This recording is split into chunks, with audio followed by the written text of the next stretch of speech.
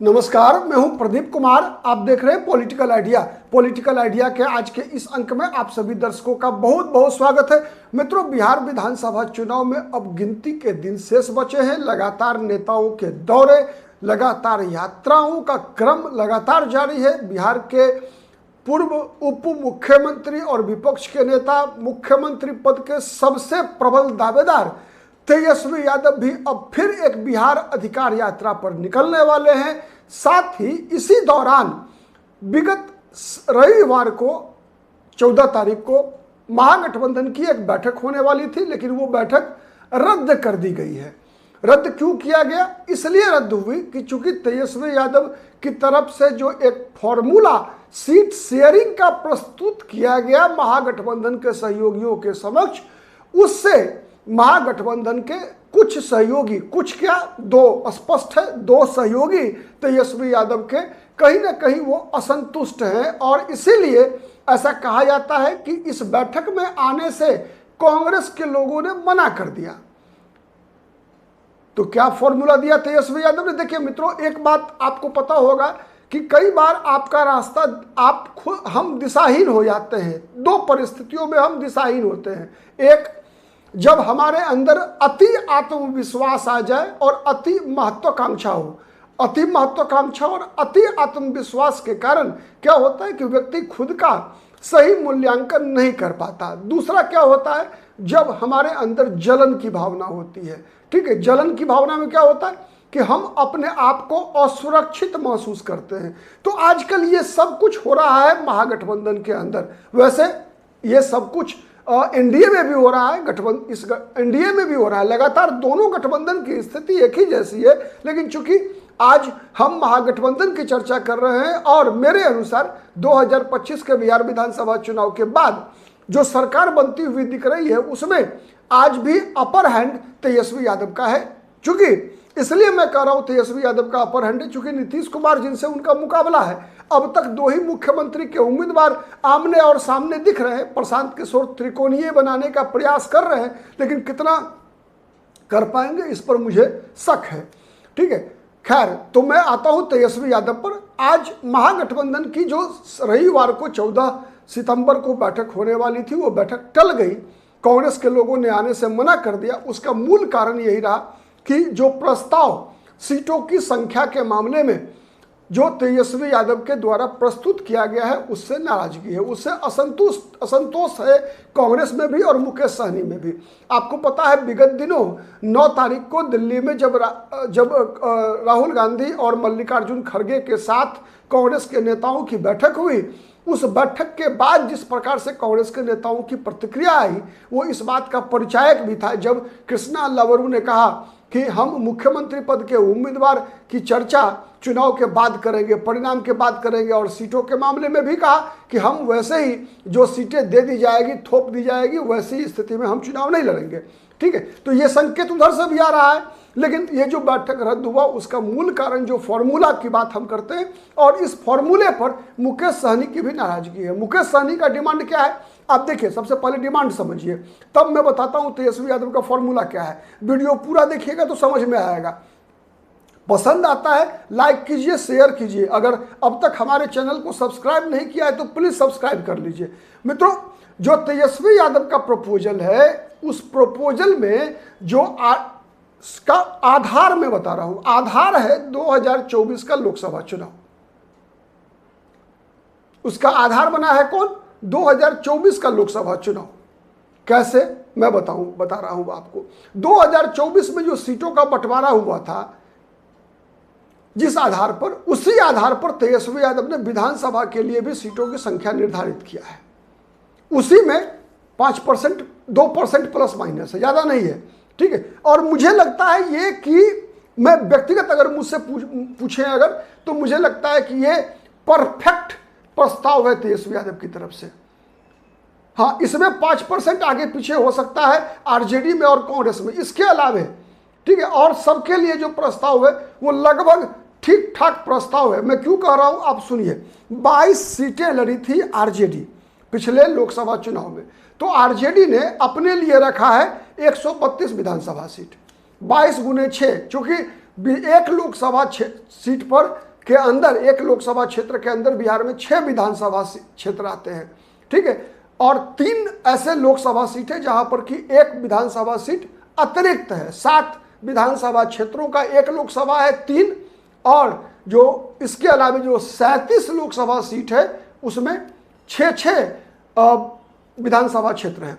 तो उसके अनुसार जो सीटें बनी है 22 लोकसभा सीट आरजेडी के पास, तो उसका मतलब 132 सीटें आरजेडी ने रखा है खुद अपने लिए। कांग्रेस लड़ी थी 9 लोकसभा सीट, तो 9 गुने 6 बराबर 54 लोकसभा सीटें कांग्रेस को प्रस्ताव दिया गया है।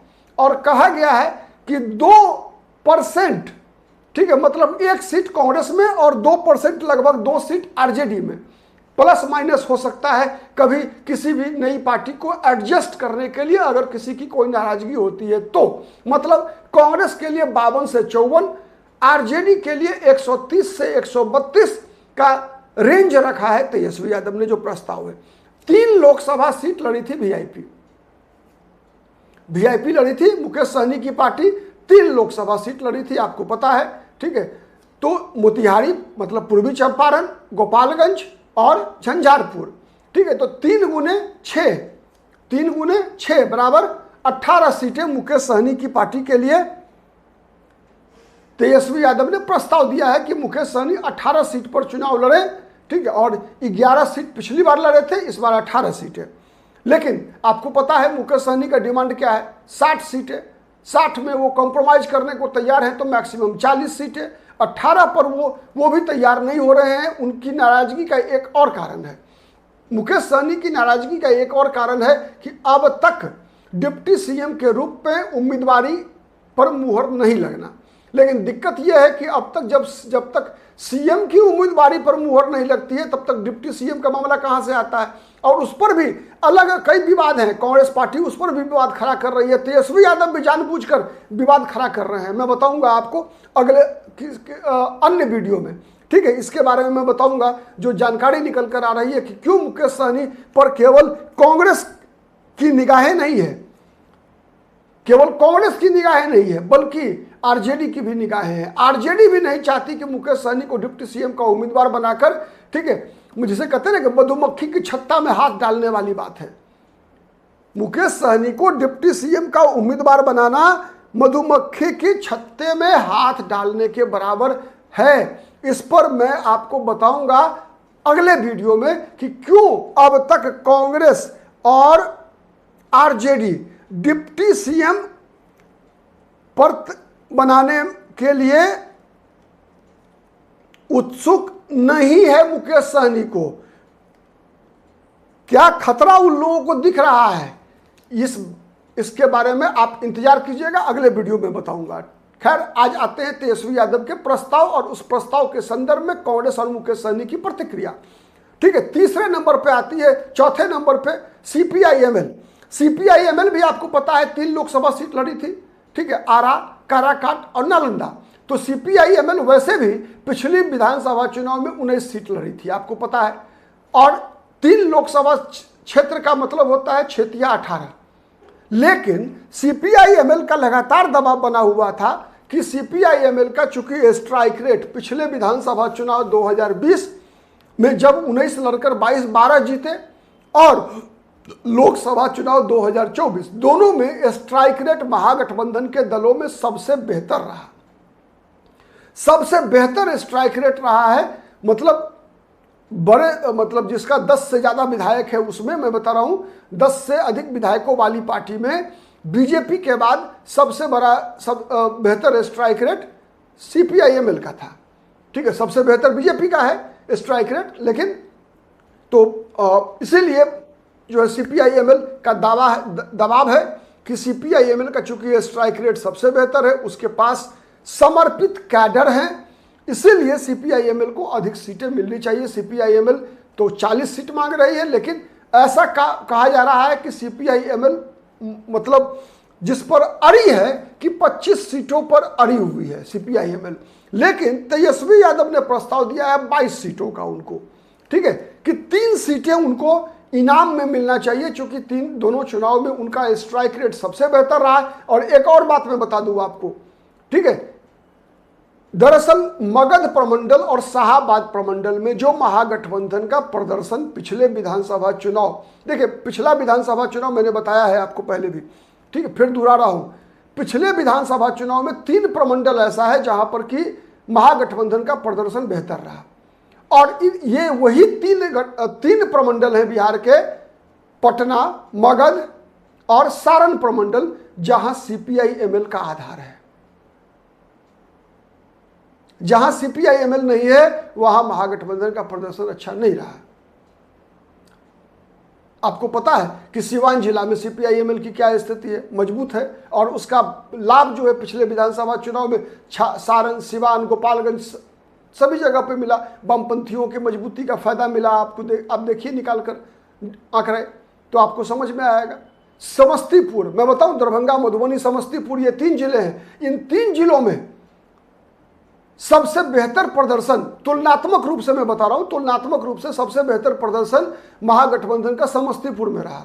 इसलिए रहा समस्तीपुर में चूंकि वहां पर कम्युनिस्टों का प्रभाव सबसे बेहतर है, CPI, CPM या CPI-ML का, तुलनात्मक रूप से मैं बता रहा हूं, ठीक है। लेकिन चूंकि कोसी में, सीमांचल में, ऐसे जगहों पे CPI-ML, चंपारण में नहीं है तो फिर नहीं है तो नहीं है, महागठबंधन भी नहीं है, तो इसीलिए CPI-ML को 3 सीटों का इनाम देने की बात है। आपको पता है पिछले विधानसभा चुनाव में 6 सीटें लड़ी थी CPI, 6 सीट लड़ी थी CPI और 4 सीट लड़ी थी CPM। इनका प्रस्ताव है कि इन लोगों को यही रहना चाहिए, और कोशिश ये चल रहा है कि CPI और CPM दोनों से एक एक सीट मांग लिया जाए, एक एक सीट वापस ले लिया जाए, कम किया जाए उनका, CPI का और CPM का।